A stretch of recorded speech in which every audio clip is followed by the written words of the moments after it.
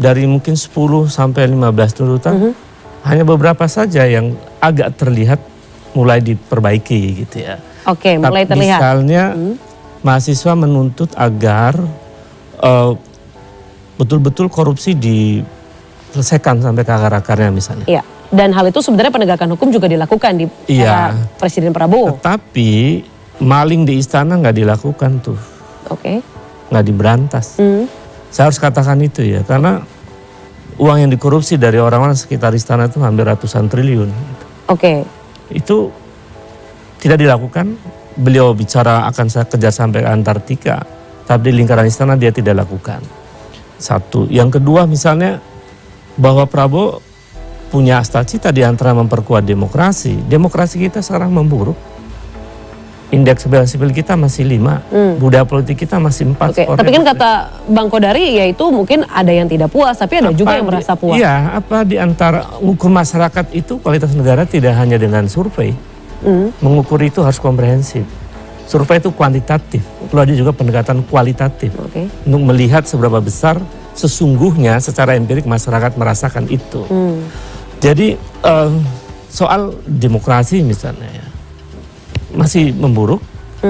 Soal bagaimana kemudian lingkungan hidup kita masih memburuk. Penegakan hukum kita indeksnya masih 5. Jadi kalau dibedah, jabarkan itu masih sangat banyak persoalan yang tidak diselesaikan oleh Prabowo. Jadi menurut Anda problemnya yang parah juga respon dari, ini belum soal hak asasi manusia ya, tadi soal Andri Yunus dan lain-lain itu memperburuk lah. Problemnya juga di saat yang sama Prabowo komunikasinya buruk, harus saya katakan ini, gak apa-apa itu. Komunikasinya buruk. Bagaimana dia merespon demonstrasi langsung direspon dengan dia mengatakan bahwa di belakang demonstrasi itu ada antek-antek asing. Mereka antek asing, mereka dibawa oleh koruptor. Reformasi Jilid 2 itu dibawa oleh koruptor. Kemudian Presiden oleh istana bilang pemimpin reformasi Jilid 2 kan bisa. Berarti dia koruptor juga gitu. Jadi maksud saya kita mesti lebih dalam mengupasnya begitu. Apa sih yang dimaksud memberantas korupsi misalnya? Apa sih yang dimaksud dengan menegakkan demokrasi? Apa yang dimaksud dengan reformasi kepolisian? Jadi perdebatan substantif itu penting untuk mengukur seberapa serius pemerintah membenahi keadaan. Kalau soal MBG ya terlihat ada moratorium di beberapa tempat ya. Meskipun saya membayangkan moratorium yang dimaksud itu moratorium agak masif. Ya, misalnya dilakukan seluruhnya, dan sebetulnya apa yang terjadi di MBG sekarang itu membenarkan kesimpulan mahasiswa bahwa MBG itu maling bergedok gizi itu loh. Karena ternyata kan elitnya maling tuh. Jadi menurut saya mahasiswa ternyata benar gitu. Mahasiswa ternyata benar. Jadi artinya jangan kemudian melihat apa kritik itu sebagai direspon sebagai ya itu kan sebagian saja, sebagian yang lain enggak. Bukan kuantitasnya, bukan sebagian kritik sebagian tidak, tapi kualitas kritiknya seperti apa, kan itu yang penting kita lihat. Kita dalami kualitas kritik mahasiswa itu apa poin-poinnya. 10 tuntutan itu ada yang 5 sampai 10 dan bahkan 15 itu apa gitu. Dan tentu mereka mahasiswa menginginkan bahwa mengapa mereka terus dalam tanda petik ya cukup kuat gitu bersemangat untuk menuntut agenda mereka itu karena mereka percaya bahwa mereka itu generasi penduduk terbanyak di muka Indonesia ini, di bumi Indonesia. Mereka mengkhawatirkan tentang masa depan mereka. Lingkungan yang rusak, sumber daya alam yang sudah dikuras banyak, ratusan triliun uang nggak jelas itu, dan seterusnya. Jadi tolonglah, saya sebetulnya 50-50 ya dengan rezim ini. Bahkan cenderung sudah tidak percaya gitu dengan istananya. Karena terlalu banyak dramanya. Kalau Mas Turis tunjukkan aja, nggak usah membuat framing-framing macam-macam gitu. Tunjukkan serius, lakukan sektor ekonomi apa, bagaimana mengentaskan kemiskinan, bagaimana memberantas korupsi, bagaimana reformasi kepolisian. Kan yang terjadi waktu 2025 kemarin, mahasiswa menghendaki reformasi polisi, di antara ciri reformasi kepolisian adalah reformasi struktural selain kultural ya, sistem dan macam-macam. Misalnya mahasiswa menghendaki waktu itu pemberhentian Kapolri. Sekarang Kapolri malah berpeluang untuk ditambah usia pensiunnya. Jadi kan mana reformasi kepolisiannya? Jadi baik. Itu persoalan sangat serius yang melukai generasi masa depan ini. Ini belum bicara soal kerusakan lingkungan ya, dan macam-macam yang mereka sangat mengkhawatirkan bagaimana 50 tahun ke depan, 20 tahun ke depan. Ini bukan lagi soal dialog. Dalam debat, Firdian menegaskan, mahasiswa menganggap banyak isu seperti dugaan pelanggaran HAM, eksploitasi sumber daya alam, hingga kebijakan publik sebagai tuntutan yang harus dijawab pemerintah, bukan sekedar bahan diskusi. Ia menyebut kekecewaan telah menumpuk karena aspirasi yang berulang kali disampaikan dinilai belum direspons melalui perubahan kebijakan yang nyata. Apa yang kamu baca ketika kejadian kemarin, ketika dialog, diskusi sudah diberikan ruang, kemudian tadi Mas Ubed menyebut sebenarnya bukan anti dialog, tapi itu mungkin rasa-rasanya sudah kegelisahan yang hampir memuncak begitu. Apa yang kamu baca dari aksi teman-teman kemarin? Iya, pertama saya pengen bilang, saya terkontak dengan Bintang Mesa, Ketua Serikat Mahasiswa UGM tahun ini, setelah Tio. Saya mah. Dan beliau baru ngechat, barusan mengabarkan bahwa mereka, teman-teman UGM, lagi mencari safe house. Karena keamanannya tidak terjamin setelah ekspresi kemarin di UGM. Jadi mereka menyampaikan pesan kepada saya sambil menunggu mereka dapat safe house. Saya coba sedikit wakilkan dulu apa poin tuntutan mereka. Nanti kalau ada Mesa boleh tolong didetailkan. Siap. Pertama saya pengen bilang gini. Lama-lama negara itu nggak bisa membedakan. Kapan harus dialog? Yang mana yang ini bukan dialog, tapi ini tuntutan. Dalam demokrasi, dalam bernegara yang baik, dialog itu adalah hal-hal sehari-hari. Kita lagi berdialog, ya kan? Tapi dialog itu contohnya adalah kita bahas MBG menunya apa.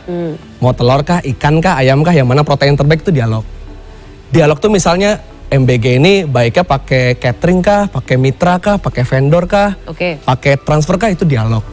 Tapi kalau tuntutannya, kalau narasinya, pembahasannya adalah bebaskan 140 tahanan politik yang sampai sekarang masih ada di ruang-ruang pengadilan dan penjara, itu bukan dialog, itu keharusan, itu tuntutan.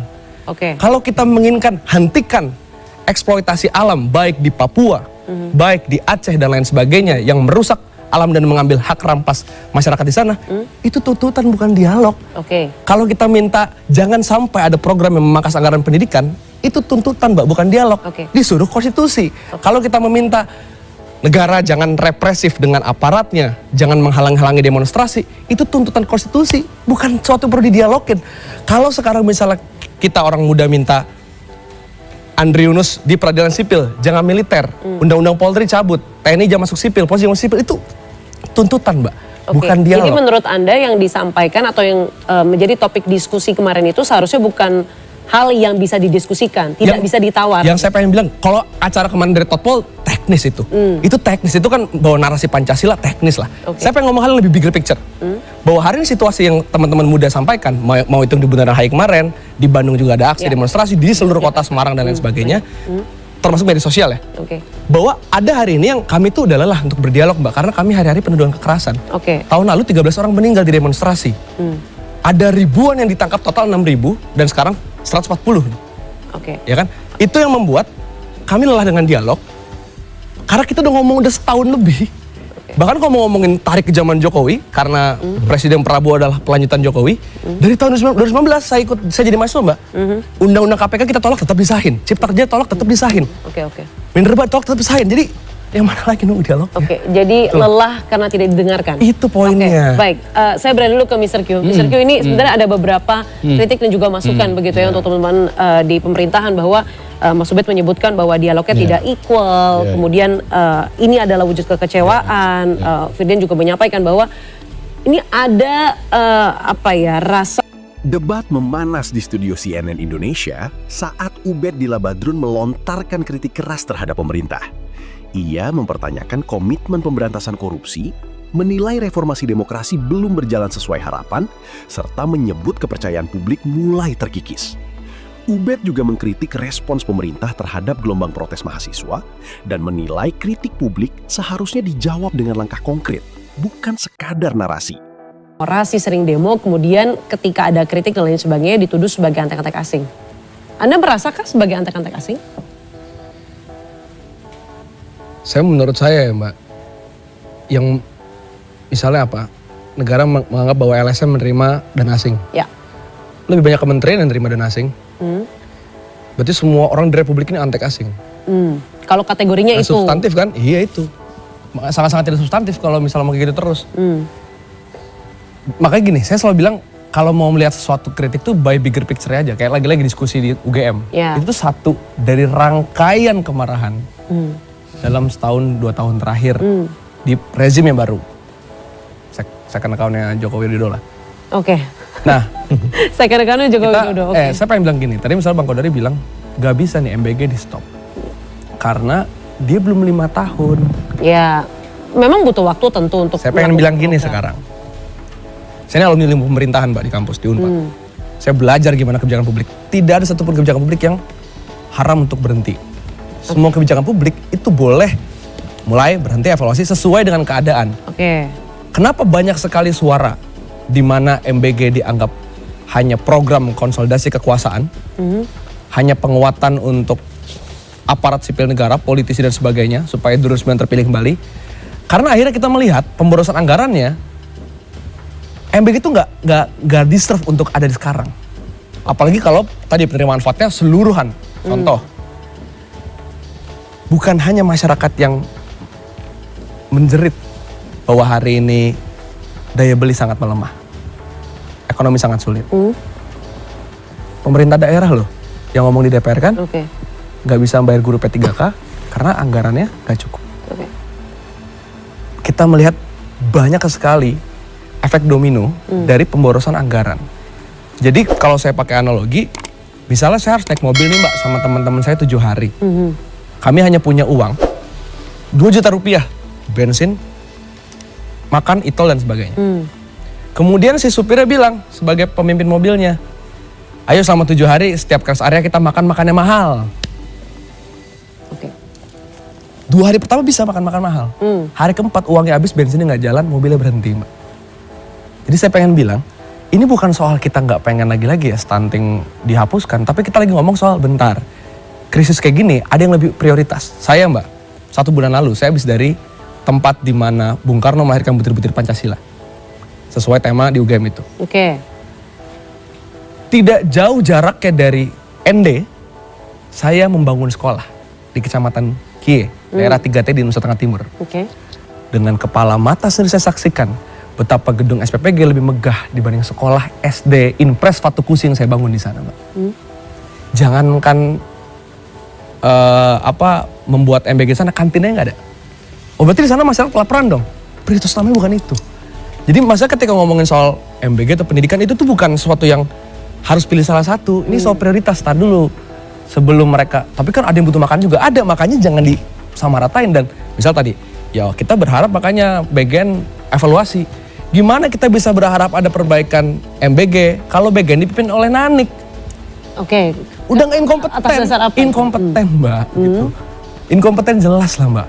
Jadi hari ini kita melihat ketidakpercayaan publik itu muncul bukan karena niat. Misalnya Presiden sering mengatakan niat-niat baik. Niat baik itu nggak pernah kita tolak kok Mbak. Pengen korupsi hilang, pengen stunting hilang. Tapi yang kita kritisi adalah, kok niat baik lu nggak sejalan sih sama implementasinya? Niat baik lu memberi untuk menghilangkan stunting, tapi pemimpin bagiannya jelas tidak ada yang kompeten. Event yang baru sekarang juga enggak. Jadi menurut saya hari ini keseluruhan tuntutan dari teman-teman muda itu bukan cuma soal tuntutan teknokratik. Tapi kita melihat teknokratik ini tidak akan terwujud tanpa ada perubahan politik. Dan perubahan politik itu nggak tentang selamanya tentang kerusuhan gitu ya Mbak. Tapi dia tentang perbaikan total, reformasi jilid 2 tadi. Perdebatan kembali memanas ketika Firdian mempertanyakan efektivitas pelaksanaan program MBG. Ia menilai persoalan utama bukan terletak pada tujuan program, melainkan pada prioritas anggaran dan implementasinya. Menurutnya, pemerintah perlu lebih fokus pada kebutuhan yang paling mendesak. Sementara, kebijakan yang menuai kritik harus dievaluasi secara menyeluruh agar manfaatnya benar-benar dirasakan masyarakat. Terima kasih sudah menonton. Jangan lupa like, komen, dan subscribe. Sampai jumpa kembali.